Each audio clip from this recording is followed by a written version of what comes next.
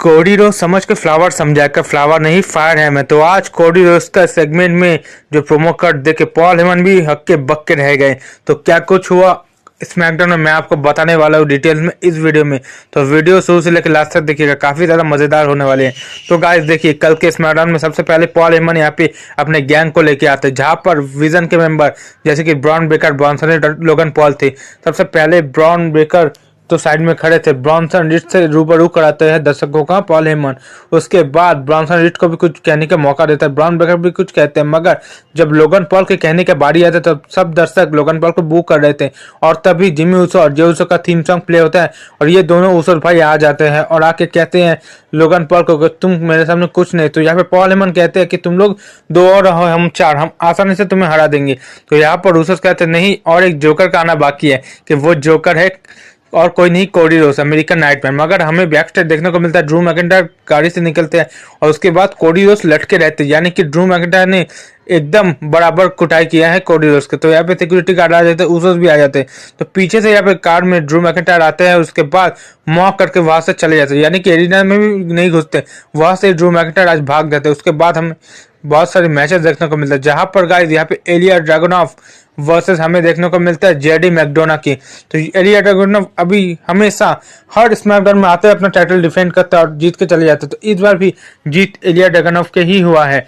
तो यहाँ पर ये तो मैच होता है, इसके बाद हम फिर भी बात करने वाले एलिया ड्रैगोनॉफ के बारे में वीडियो में। तो चलिए आगे बढ़ते हैं, आगे क्या हुआ। तो गाइस देखिए, यहाँ पे सार्लेट फ्लेयर और अलेक्सा ब्लिस पहुंच जाते हैं लॉकर रूम में, जहां पर शायद से ईओ स्काई और रिया रिप्ली कुछ पर्सनल बातें कर रहे थे, मगर यहाँ पे सार्लेट फेयर और रिया रिप्ली का अभी भी नहीं बन रहा है। तो गाइस, तो एक पांचवा मेंबर रिया रिप्ली ने कहा कि मैं लाने वाला एक पांचवा मेंबर, तो वो कौन होने वाला है वो भी हमने सुनने की बेसब्री से इंतजार है, क्योंकि वो होने वाले मेन इवेंट में। तो इसके बाद पॉल हेमन अपने गैंग के साथ आता है निक ऑर्डर्स के पास। तो पॉल हेमन क्यों निक ऑर्डर्स से डरते हैं ये मुझे समझ में नहीं आया, हमेशा पॉल हेमन डरते हैं निक ऑर्डर्स से। तो यहाँ पर पॉल हेमन बताते हैं निक ऑर्डर्स को कि तुम क्या कर रहे हो, हमारे अच्छे से बुकिंग नहीं कर। तो निक ऑर्डर्स कहते हैं ड्रू मैकिंटायर को तुमने लाया कैसे। तो पॉल हेमन कहता है कि मैंने ड्रू मैकिंटायर को कोई भी ऑर्डर नहीं दिया, वो उसने खुद ही किया और वो एरिना में नहीं आया, वो एरिना के बाहर से चले गए और तुमने स्मैकडाउन में बैन लगाया था, इसीलिए अब तुम उसे कुछ नहीं कह सकता। तो यहाँ पर पॉल हेमन हाथ मिलाने की कोशिश करता है, मगर निक ऑर्डर्स उसे इग्नोर कर देता है और उसके बाद वही हाथ घुमाकर पॉल हेमन मिला लेते हैं ब्रॉन ब्रेकर से। तो यहाँ पर तो बेइज्जती हो गई पॉल हेमन की गाइस। तो गाइस, क्यों पॉल हेमन डरते हैं निक ऑर्डर्स से वो हमें नहीं पता। तो यहाँ पर ये सेगमेंट यही खत्म हो जाता है। उसके बाद पॉल हेमन अपने अंटर पंटर को लेके यहाँ से चले जाते हैं। तो इनके बीच भी क्या चल रहा है हमें नहीं पता गाइस। और उसके बाद इस सेगमेंट तो यहाँ पे खत्म हो जाता है। उसके बाद फिर से एलिया ड्रैगोनॉफ को फिर से परेशान करता है चैंपा। तो यहाँ पे चैंपा हमेशा चैंपियन से मैच मांगते हैं, मगर एलिया ड्रैगोनॉफ उसे इग्नोर करके चले जाता है। तो इनका सेगमेंट भी ये छोटा सा ही था। उसके बाद जो मैच आता है वो काफी जबरदस्त था, क्योंकि यहाँ पे ब्रॉन्सन रीड का मैच आता है।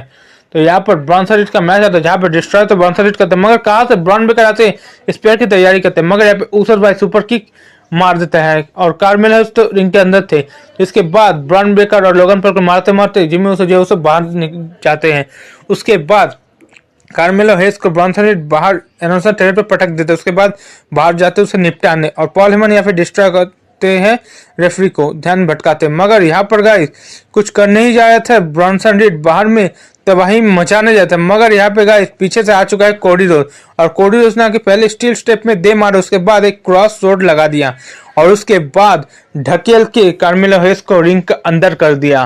तो इसी वजह से काउंट आउट हुआ, 1 2 3 4 10 तक काउंट हुआ और उठ नहीं पाए भैंसे ब्रॉन्सन रीड। तो यहाँ पर हार चुका है ब्रॉन्सन रीड, कार्मेलो हेस इस मैच को जीत चुका है। और जिसके बाद काफी शॉकिंग थे यहाँ पे पॉल हेमन। उसके बाद कोडी रोज आते हैं और खतरनाक प्रोमो कट करते हैं। तो मुझे लगता है इस प्रोमो कटिंग में कोडी रोज की जगह हमारे tribal chief OTC1 Roman Reigns को होना चाहिए था, वो ही ज्यादा डिजर्व करता है, प्रोमो भी अच्छे से कट कर पाएंगे। मगर यहाँ पे कोडी रोज खतरनाक प्रोमो कट करते हैं कैमरा के एंगल को देखकर। तो यहाँ पे सबसे पहले कोडी रोज ड्रू मैकिंटायर को कहते हैं कि तुम जहाँ भी हो यहाँ पे आ गए, तुम्हें अगर हिम्मत है, अगर नहीं आते हो मुझे पता है कि तुम भाग चुके, तो सर्वाइवल सीरीज में तुम कहीं भाग नहीं पाओगे। वार गेम्स में वो स्टील कैच के अंदर मैं तुम्हें खत्म करने रख दूंगा।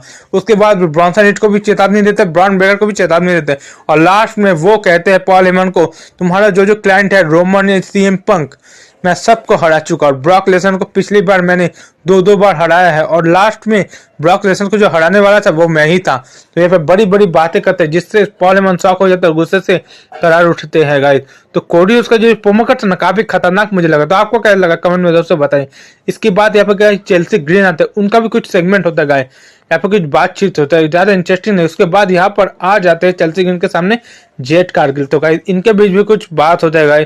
और इसके बाद अब मेन इवेंट की बारी था। अब मेन इवेंट के बारे में थोड़ा डिस्कस कर लेते हैं। उससे पहले एक मैच था जिसके बारे में मैं बताने वाला हूँ आपको। तो यहाँ पे फिन बैलर और पेंटा के बीच मैच होता है। तो यहाँ पे फिन बैलर का तो कबाड़ा कर दे डब्ल्यूडब्ल्यूई वाले, क्या कर रहे मुझे समझ में नहीं आ रहा, कुछ कहने नहीं वाला। तो यहाँ पर पेंटा कवर करके पूरी तरीके से क्लीन कवर करके जीत जाते हैं, और फिन बैलर यहाँ पे फिर से हार जाता है। तो फिन बैलर का कुछ तो होने नहीं वाला है। इसके बाद हमें सोलो सिक्का का बैक स्टेज से प्रोमो कट देखने को मिलता है, जहाँ पर सोलो सिक्का, सैमी ज़ेन, यहाँ पे शिंसुके नाकामुरा उनकी टीम को हरवा देने की चेतावनी देता है, उनको डराते हैं।